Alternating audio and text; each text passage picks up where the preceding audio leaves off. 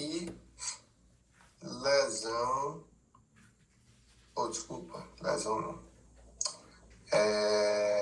esclerose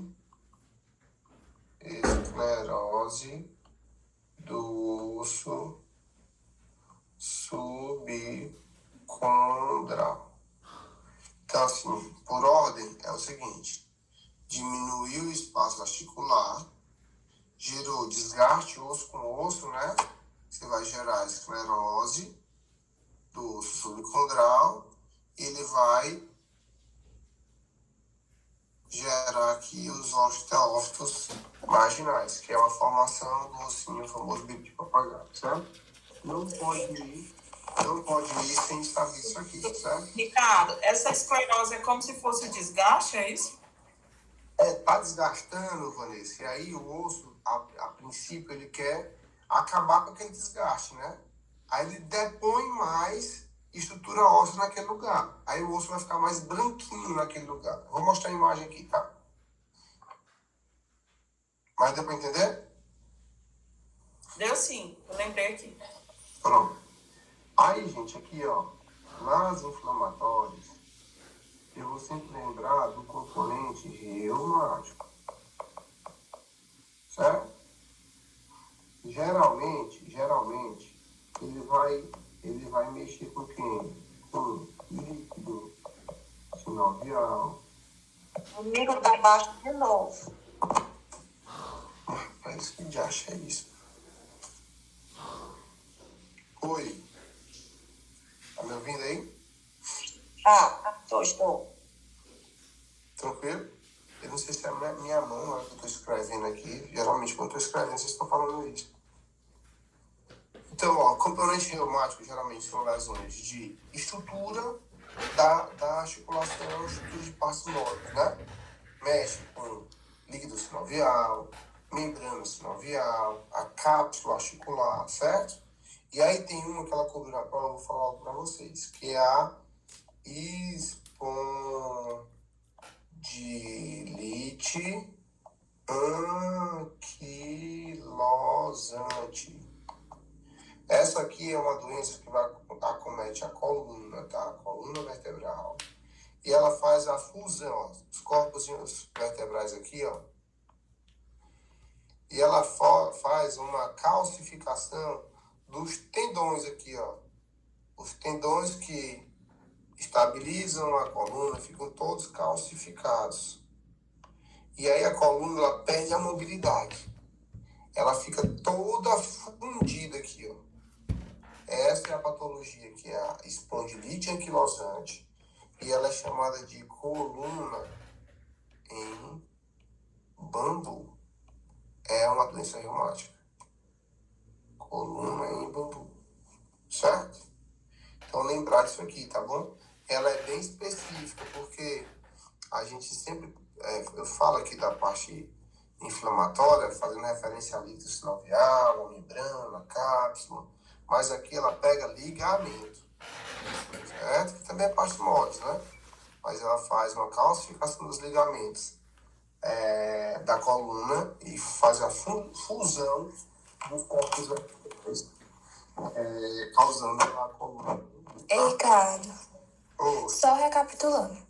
Ela acontece na coluna vertebral, ela faz a calcificação dos tendões e dos ligamentos, né? E com isso perde a mobilidade. Exatamente. Pronto, ligamentos. Tem uma questão lá que ela fala o seguinte: ela dá um caso clínico, diz que o cara tá com falta de mobilidade na coluna e tudo, aí diz que foi um quadro reumático e tal, dá as características, né? Aí lá nas alternativas você tem que marcar que é essa lá, que é a coluna em bambu e tal, um componente reumático, certo? Certo. Daqui tempo aqui a gente vai ver a questão. Antes que tu citou, é líquido sinovial, cápsula articular, essa é espondilite, e tem mais algum? Não, aqui, ó, eu tô falando de uma maneira geral. Essas que são reumáticas, elas pegam aqui essa estrutura da articulação, ó. Cápsula, membrana e o líquido sinovial. Geralmente elas causam um processo inflamatório. Aumenta o líquido sinovial, aumenta a espessura da membrana sinovial e da cápsula. Fica tudo inflamado, entendeu? Aí tem aqui outra patologia que é muito conhecida, é a artrite reumatoide. Tu vai ver que tem as deformidadezinhas lá no dedo, processo inflamatório, com a deformidadezinha lá no dedo, as artrites reumatoides. Aí tem um bocado, tem as artrite lúpica. Aí a artrite lúpica, ela tem o mesmo componente, só que ela é associada com lesões eritematosas, características da doença lúpica. Ou seja, essa parte inflamatória, ela sempre tem uma doença associada. Uma doença associada, certo? Essa degenerativa, ela está falando de desgaste.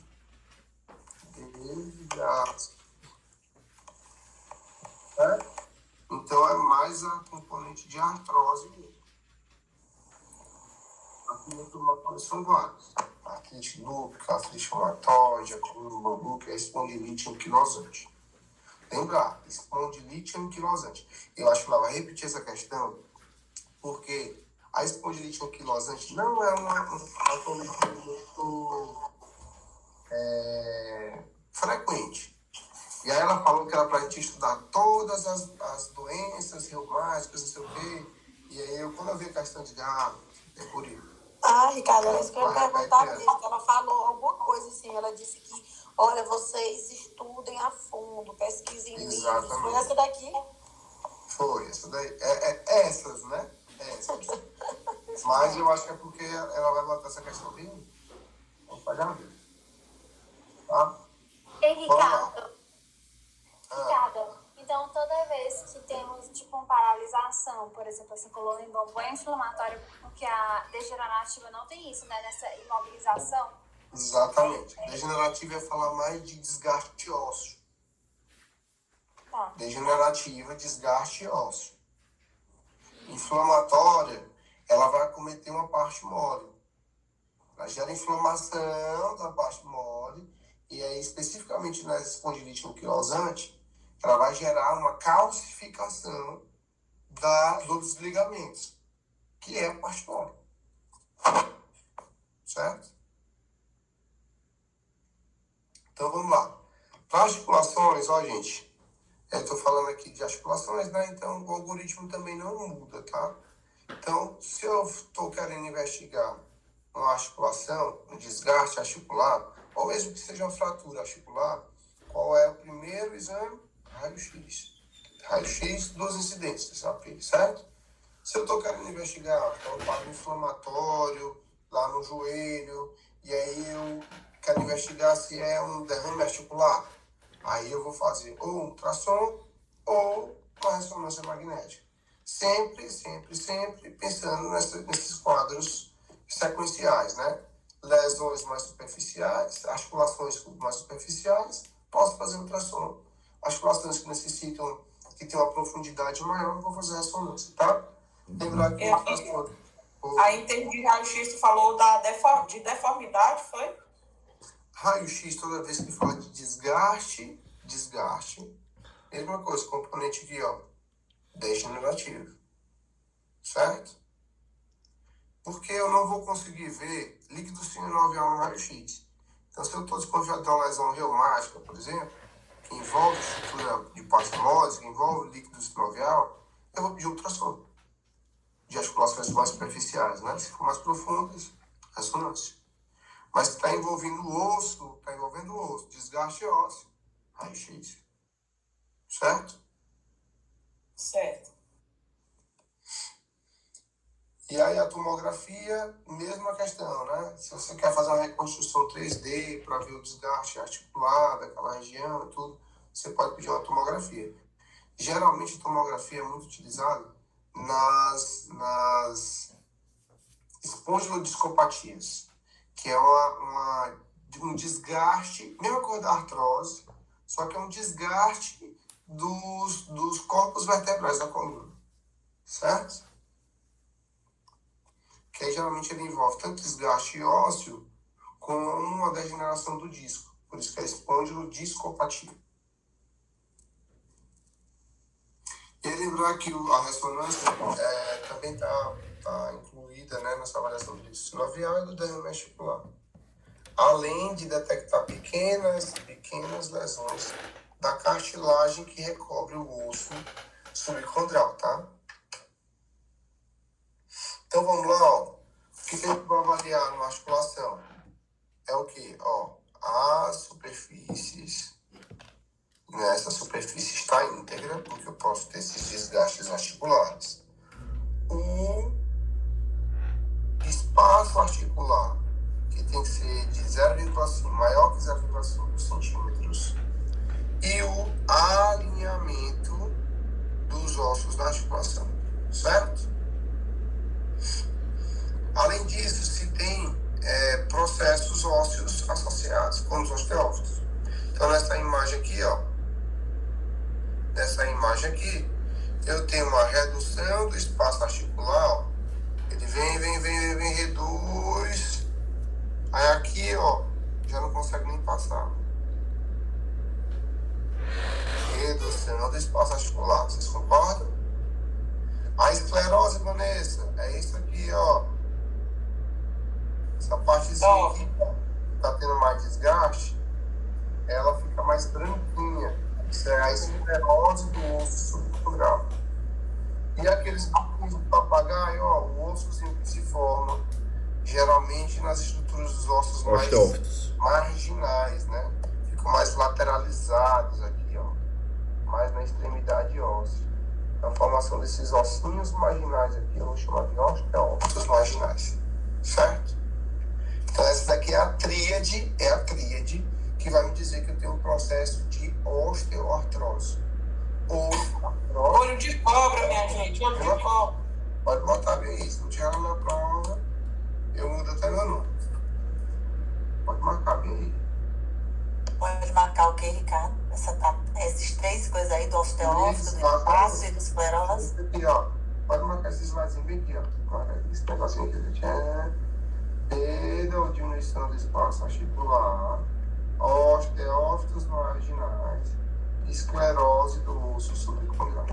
Isso aqui vai estar na prova.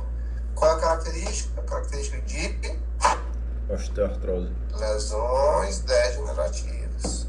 Osteoartrose, que é a mesma coisa que osteoartrite ou artrose, certo? Aí, Vanessa, de novo, ó.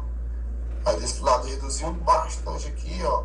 Ao lado que está reduzido, ó, também está esclerótico. Porque é onde tem mais atrito, né? E aí eu tenho formação dos ossinhos, ó. Osteófitos subcondral. Ou osteófitos marginais, certo? Marca aí que vai estar na prova. Aí aqui foi outra coisa que ela falou, né? Daquelas lesõezinhas que formam aqueles nódulos. Eu esqueci de novo, eu acabei que não olhei lá na aula dela mesmo, que ela não botou na revisão, não. Se eu não me engano, são nódulos de Embeden. Foi o que ela colocou lá na aula dela. Se eu não me engano, foi isso aqui. É porque eu peguei essa imagem e tá falando desse outro nome aqui. Mas o que ela botou lá, se eu não me engano, é isso daqui, tá? Que é aquela característica das lesões degenerativas também. Certo? Aí vamos lá para a neuroimagem. Aqui, gente, muito importante. Ei, Ricardo, esse negócio aí que tu passou é o negócio do estralo dos dedos, é? Exatamente. Pô, ninguém pode mais estralar o dedo, não. Vai Senão não. na articulação e vai formando esses nódulos. Exatamente. Já era. Ele, Ricardo, ele está ligado à artrite reumatoide, tá vendo? Rapaz, eu vou tirar logo a dúvida bem aqui. Deixa eu olhar logo bem aqui. Quando eu falo de neuroimagem, eu vou falar agora de trauma crânioencefálico, de AVC, né? E vou falar de trauma raquiomedular, certo? Então, todo esse contexto da neuroimagem, onde é que eu vou solicitar um raio-x? Geralmente é quando eu tenho lesões de crânio, né? Fraturas de crânio. Então, a radiografia de crânio, sempre a mesma coisa, pedir PA e perfil. Geralmente eu vou pedir nos traumas crânio-faciais, né? Lesões ósseas, focais, osteomielites, metástases. Eu consigo ver metástases, lembrar que eu consigo ver metástases naquelas lesões, múltiplas lesões osteolíticas, né? Na cálatra craniana, eu posso desconfiar, né, que é lesão secundária, certo? deformidades e assimetrias eu consigo também observar na radiografia de crânio, certo? O ultrassom transcraniano, ele tem uma abordagem específica.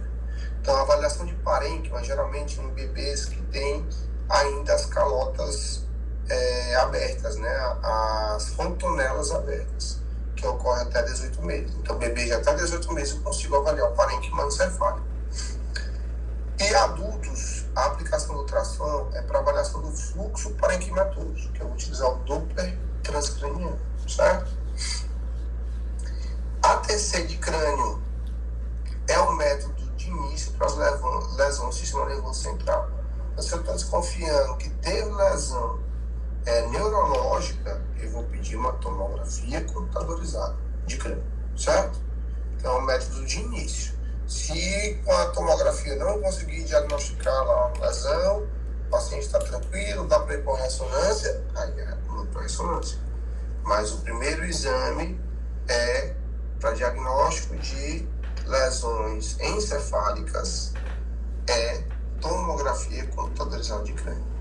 Então, é excelente para avaliação óssea e de calcificações, é uma boa caracterização, permite, né, uma boa caracterização do parênquima. Então, a tomografia ela já me permite dar bons diagnósticos de doenças do sistema nervoso central, certo?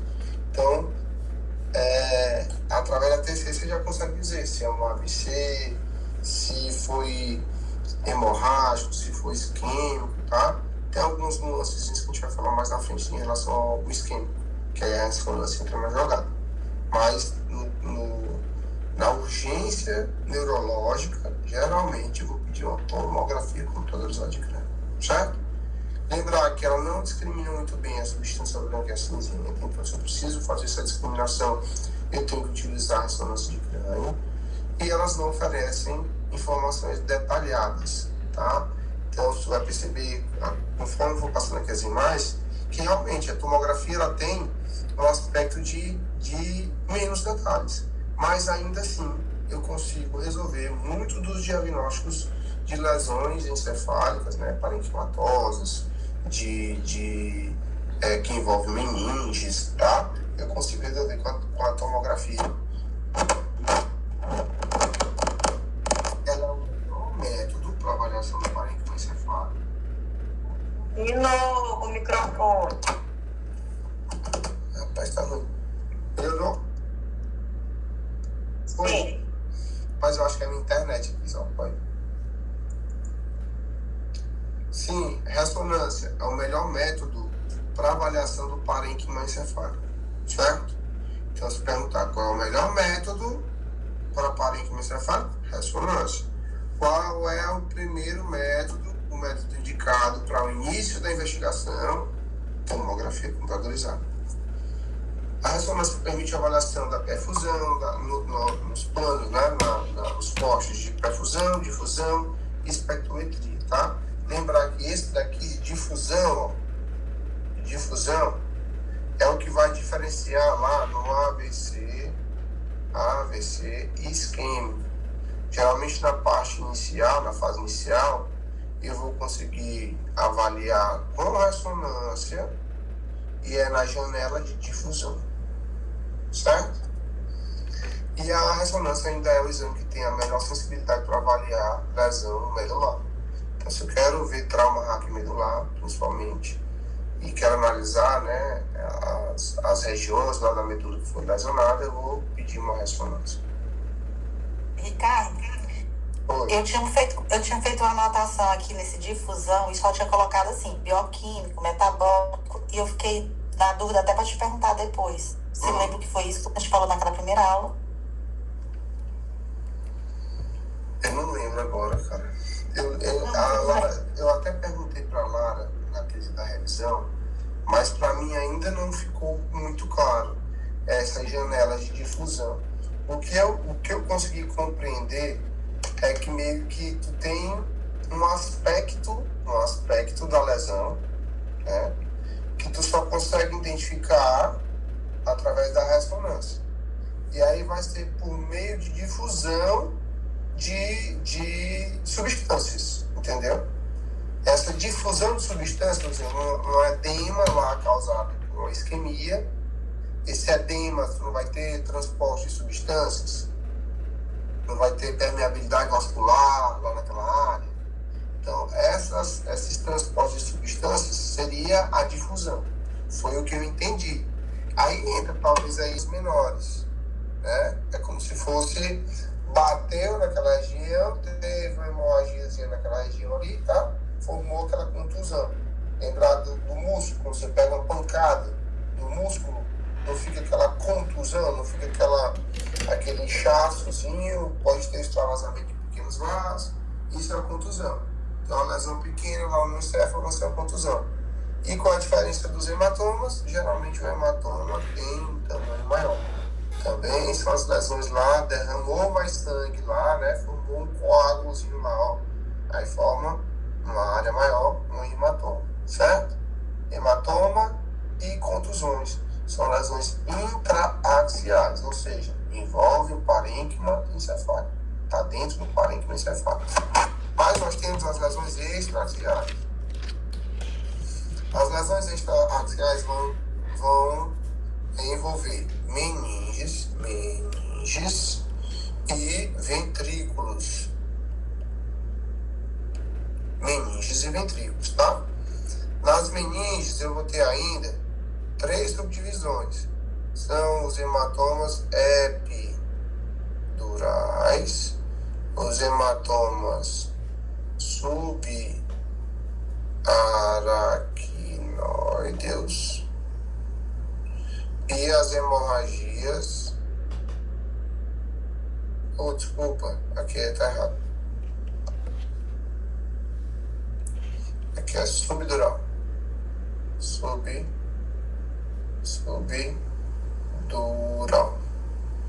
E as hemorragias subaracnoides, tá? E os hematomas ventriculares é o que vai envolver os ventrículos, tá? Vai ter aquela imagem hiperdensa dentro do ventrículo. Então tá aqui, ó. Se eu tenho lesões mais menores e delimitadas, eu vou chamar de lesões de contusões.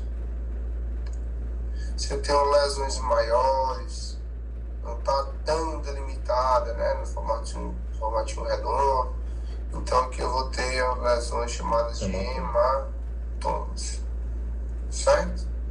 E lembrando que aqui, ó, essas lesões podem ser tanto por mecanismo de golpe como mecanismo de contragolpe, tá? Até nessa imagem, nessa primeira imagem aqui, até aparentemente aqui teve golpe dos dois lados, que a gente tem um hematoma subcaliar desse lado desse, né? Então as duas lesões seriam, tanto essa como essa daqui, seriam por golpe mesmo, né? Mas elas podem acontecer por golpe, contra-golpe. Então saber diferenciar e saber que aqui está dentro do parênquima encefálico, ó, dentro do parênquima encefálico. Você consegue ver que tem massa encefálica aqui, tem massa encefálica aqui, tá? Massa encefálica ao redor, massa encefálica ao redor, massa encefálica ao redor, massa encefálica ao redor. Então tá intraaxial, dentro do parênquima. E aí nós temos as lesões extraaxiais, tá? O envolvimento de meninges são esses 3. Hematoma epidural, hematoma subdural e hematoma subaracnoide, certo? O hematoma epidural, geralmente eles são os maiores, porque eles envolvem rupturas de artéria. Então eles são mais perigosos também, porque se eu tenho um tamanho maior, eu tenho um maior efeito de deslocamento de massa, né? Efeito de massa. Então se eu tenho efeito de massa, eu tenho mais gravidade, não é isso? Geralmente as lesões, elas são biconvexas, tá? Ou em formato de lente. Biconvexas no formato de lente, tá? Isso na epidural, tá bom? Então a epidural biconvexa, geralmente são mais agressivos. Tem um rebaixamento rápido do nível de consciência, logicamente, né? Se eu tenho um hematoma maior, se eu tenho uma compressão maior do parênquima encefálico, eu tenho um rebaixamento mais rápido. Então, porque também ele gera, né? Tem maior gravidade, porque ele gera também efeito de massa, certo? A lesão subdural, geralmente, ela é no formato de crescente. Aí eu botei bem aí, ó, lua crescente, pra você lembrar, ó, a luzinha crescente não é assim, tá? Mas lá na prova o formato é crescente, gente, tá bom? Se ela perguntar lá o formato, crescente. Lesão, hematoma no formato crescente, lesão ou hematoma subdural, certo? Geralmente ele é um hematoma que ele é de menores dimensões e ele tem relação com rupturas venosas, por isso que ele é um hematoma menor, né? Então, geralmente ele tem menor repercussão do que o epidural. Então, o rebaixamento do nível de consciência também é gradual, porque se eu tenho uma lesão menor que comprime mais o pânico encefálico, eu tenho uma redução menor, né? A ruptura geralmente é de vasos venosos e geralmente associado a lesões de contragolpe, certo? Lembrar do aspecto que é de crescente, aí botei para você lembrar aí, lua crescente, né? A lua crescentezinha aqui em cima, então se ele tem esse aspecto subdural, certo? E geralmente é comum também de lesões em idosos. O aspecto já da lesão subaracnoide, ela é aquela em teia de aranha, ó. Ela é assim, ó, aquela lesão em teia de aranha que vai invadir os sulcos do telencéfalo, tá? Geralmente a subaracnoide é aquele espaço que fica entre a aracnoide e a pia mata, que está aderida ao encéfalo, né? Ou seja, é o espaço onde eu tenho um líquido. Então, se sangrar nesse espaço, ele vai fazer todo o trajeto do líquido, que é justamente lubrificar, né, adentrando nos sulcos do encéfalo, certo? Então, se eu tenho lesões subaracnoides, ela vai fazer esse emaranhado aí dos vasos, né, como se fosse de teias de aranha, né, invadindo o parênquima. Mas, na verdade, ela é extraaxial, certo?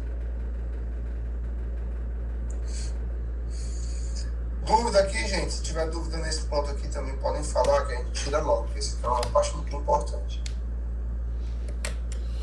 Vou só repetir, ó. Epidural, lenticular ou biconvexo. São maiores, hematomas maiores, mais graves e abaixam mais rápido e formam efeito de massa.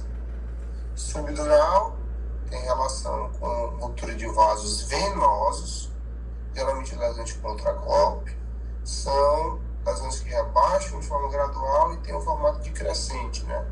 Lembrar da luazinha aqui, ó, metade da lua, certo? E a subaracnoide pode ocorrer em lesões de golpe contra golpe, tem convexidades, né? Vamos fazer esse emaranhadozinho como se fosse a convexidade que vai seguindo aqui, né, os sulcos. Estão próximos às contusões, geralmente. Então, ó, uma lesãozinha dessa aí, eu quero que alguém me fale, ó. Formato, tô falando de uma lesão o quê?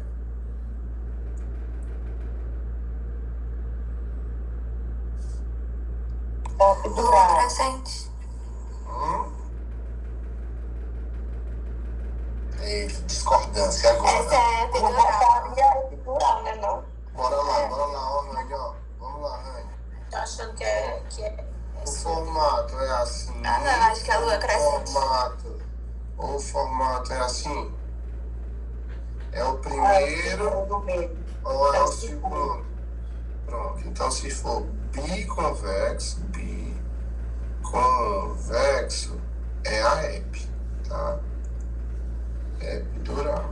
Se for no formato de crescente, lembra da lua crescente, ó. Lua crescente. É a subdural. Certo? Cuidado que isso aqui vai estar na prova, tá bom? Tem que ter muito cuidado. Aí, ó, Rani, ficou mais fácil, né? Ficou. Biconvexo, ó. Biconvexo, certo? Biconvexo é epidural, tá? Marca aí para visualizar de hoje também é bastante, ó. Certo? Open, Aí, gente, ó, deixa eu só falar pra vocês aqui. Eu fiz um negocinho na sala, no dia da aula pros meninos, quem pegou aula comigo. Eu vou fazer aqui de novo pra gente ir lembrando, tá? Eu acho que é importante, a gente sabe. Que tá a calota craniana, eu vou botar aqui as meninges, a divisão das meninges, até chegar no encéfalo, tá? Ricardo, calma aí. A Gabi pediu pra... Oi? A Gabi pediu pra aceitar ela, porque o computador dela tinha descarregado. Cadê? Diz pra ela mandar rapidão aí. Ela disse que deu certo já. Oh, Não consegui. ela tá aqui, cara.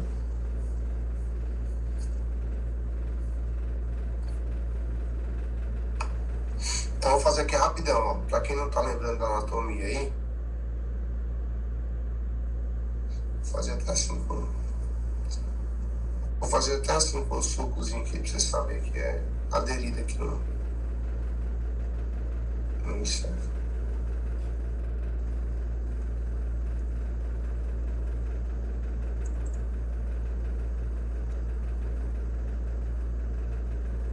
Essa aqui é a parte do encéfalo, tá?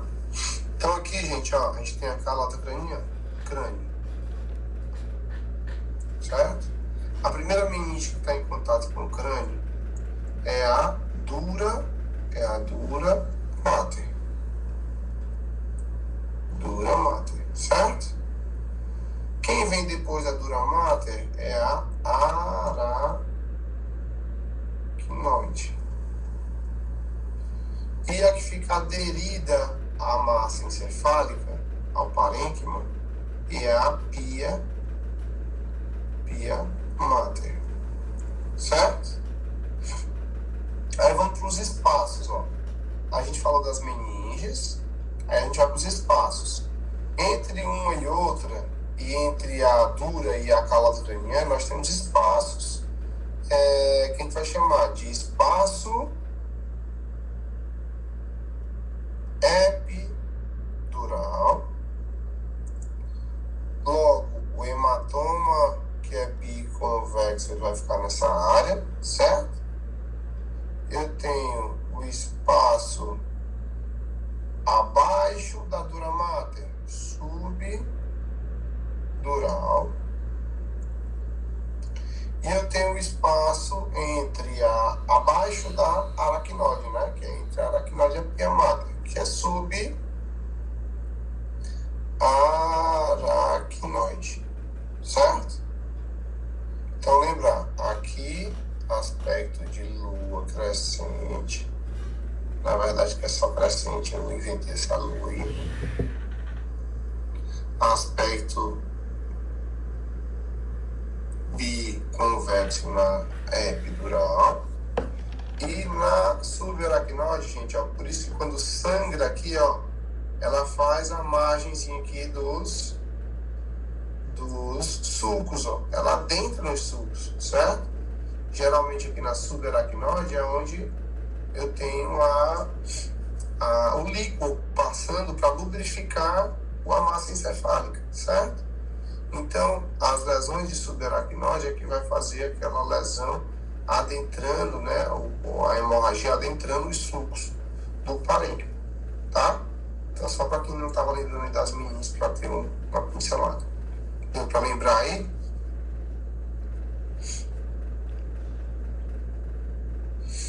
Então, mesma coisa aqui, tá, gente? Ó, aspecto, uma lesão epidural, biconvexa. Aspecto, uma lesão subdural, crescente.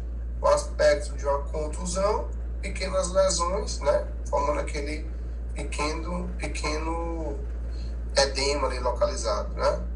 E aqui não tá o aspecto do hematoma, né?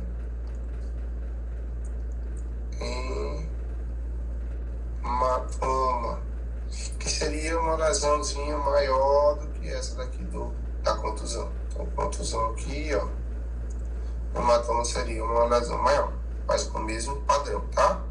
Lembrar que as hemorragias subaracnoides são essas que adentram aos sulcos do encéfalo, certo? Então, de novo, ó, vai estar lá, não esquece. Aspecto biconvexo, epidural. Aspecto de crescente, lua crescente, subdural. Aspecto de teia de aranha, emaranhadozinho, tá entre os sulcos, né?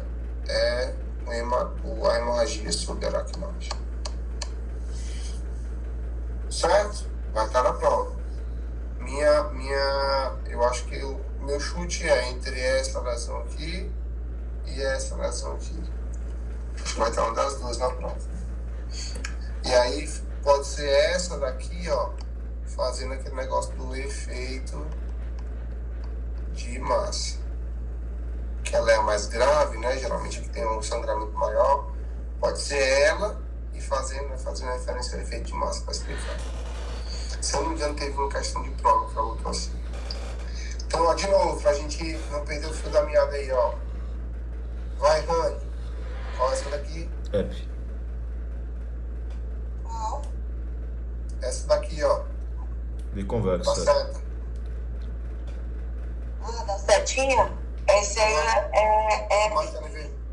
É epidural, exatamente. Epidural. Deixa eu ver se a Vanessa tá aí. Vai, Vanessa. Essa daqui é o que, Vanessa?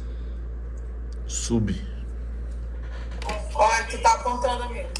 Vocês não estão vendo eu grifando com o lápis, não? a do meio, Vanessa. Essa lesão aqui do meio é de lua crescente, pai. Tá aparecendo lá. Subdural. Pronto. Ah, agora tem. Tá, né? Então aqui, ó. Subdural. Exatamente. E essa daqui, ó. Que pega... Subaracnoide. Você vê isso tudo Entra na pia mata, né? hiperdenso? Subaracnoide, né? Exatamente. Das aranhas. É uma hemorragia subaracnoide. Certo? E eu acho, ó, prestem muita atenção, né? Assim, nessa daqui, ó, não pode não pode confundir o que é biconvexo e o que é crescente, tá bom? E essa daqui não tem confusão nenhuma. O efeito de massa só está associado ao epidural. Ele é mais associado ao epidural, porque geralmente é sangramento arterial, né? Arterial, a artéria tem pressão, aí ela gera um sangramento maior, mais intenso. Aí, como ele gera um sangramento mais intenso, é de maior tamanho e gera efeito massa. Certo? Ricardo, Oi. mas nessa aí da subdural tá tendo um apagamento dos sucos, não tá? E empurrando também o ventrículo? Não, aqui é porque é o corte, não sei, cara, não sei se é o corte, teria que fazer o janelamento, passar assim. Porque do lado esquerdo a gente vê. Parece, aqui, né? Direito, né? Subdural. Ah, sim, entendi. Você tá falando aqui? Não, a subdural, essa aí do meio. A hemorragia não tá do lado direito? Ah, entendi o que você tá falando, que tá tendo efeito de massa, é isso? É, tá? Parece.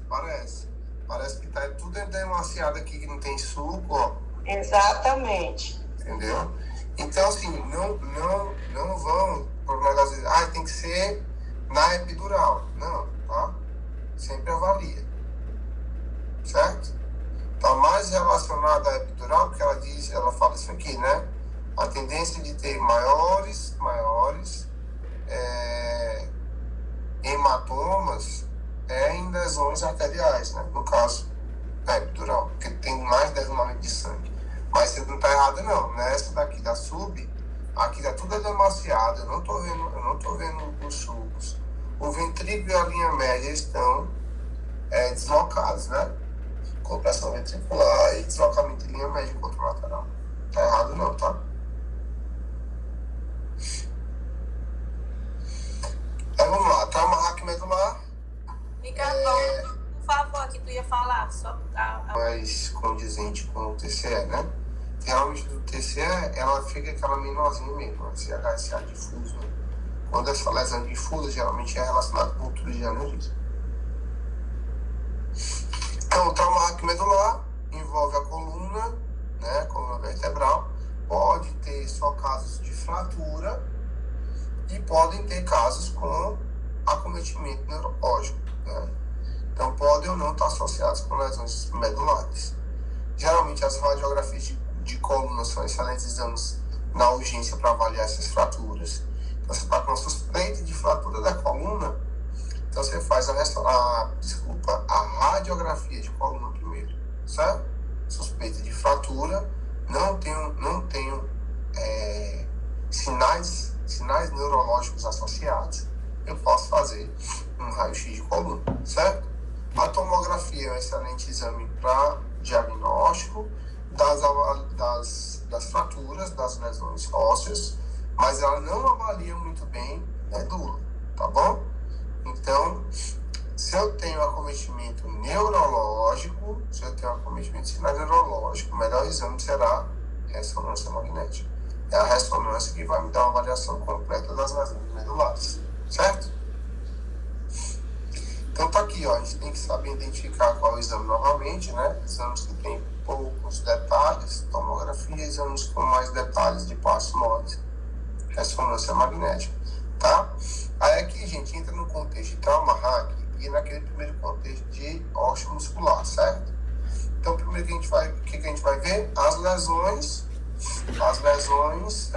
ósseas, as fraturas, né? Se a gente for observar, aqui eu tenho deslocamento, tenho fratura do corpo vertebral, eu não estou vendo o fragmento, mas parece ter com deslocamento do fragmento. Aí vou direcionar aqui o inferior.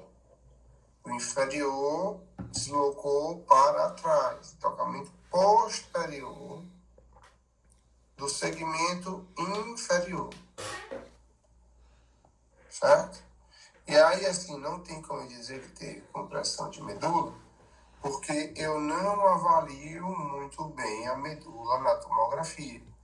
Mas aqui eu tenho uma suspeita, né, de uma lesão medular, porque eu tenho aqui, com certeza, compressão aqui, né? Pelo menos aqui eu posso dizer do canal medular. Aí uma ressonância, eu consigo ver aqui, não é o mesmo exame, tá, gente? Mas aqui, ó, fraturou o corpo vertebral e eu tive um deslocamento do segmento anterior para compressão da medula. Aí vocês vão ver aqui, ó, o saco dural, branquinho, eu vejo aqui, ó. Quando eu chego aqui, eu já não vejo mais. Vejo só a parte cinzenta que é a medula. E aqui tá a compressão, aqui tá quase uma secção total, né, desse segmento aqui. Passou aqui e já começa a ver novamente o saco dural, certo? Então seria uma fratura aqui do corpo vertebral com deslocamento posterior do fragmento superior, comprimindo a medula. Aqui a gente já viu aquela lesão inicial lá, né? Aqui é aquela lesão compactada ou impactada do corpo vertebral com deslocamento posterior do fragmento, ou com deslocamento posterior do fragmento ósseo e compressão medular. Aí pode dizer compressão medular anterior também. Certo, a gente vai falar agora de acidente vascular cerebral, né? Nas urgências, com acometimento encefálico, lembrar que o algoritmo diz que o primeiro exame que eu faço é a tomografia. Então, realizar a tomografia o quanto antes, certo? Então, se o cara tá chegando lá na urgência, você faz lá mingazinho, você faz lá, tá vendo desvio de rima labial, tá vendo o cara com disartria, esse cara tem que ir para tomografia o mais rápido possível, porque aqui tempo vai fazer diferença entre a morte e a vida, a morte ou a vida e a vida com sequelas, né? Então, direcionar com rapidez. A tomografia faz uma importante relação entre a comunicação dos achados, a comunicação dos achados tem que ser rápida, né? E a tomografia faz uma importante relação... Amigo, o microfone tá ruim de novo, volta.